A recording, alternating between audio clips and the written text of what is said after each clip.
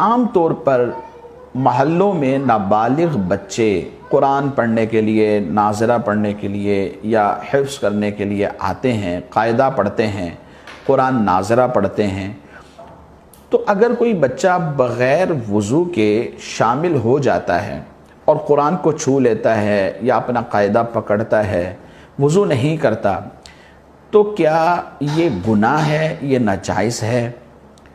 دیکھیں، عموماً ہمارے ہاں مساجد کے اندر صبح شام قرآن پڑھنے کے لیے ناظرہ پڑھتے ہیں، قرآن سیکھنے کے لیے ناظرہ پڑھتے ہیں، اور پھر قرآن پاک بھی بعض بچے پڑھ رہے ہوتے ہیں۔ انہیں وضو کرنے کی عادت ڈالنی چاہیے۔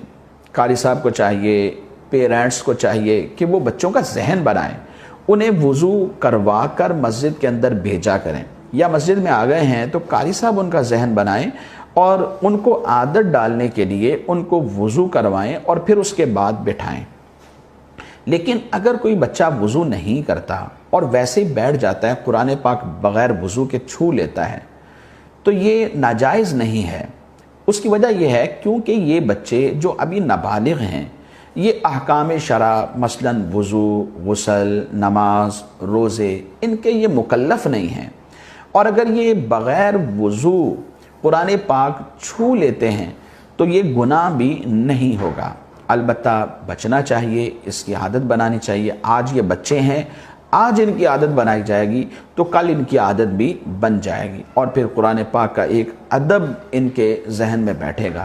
اسی طرح جب نماز پڑھنے کے لیے آتے ہیں تو ان کے لیے اگرچہ نماز کے لیے وضو کرنا بھی فرض نہیں ہے، لیکن ان کی عادت بنانی چاہیے، ماں باپ کو چاہیے سکھائیں۔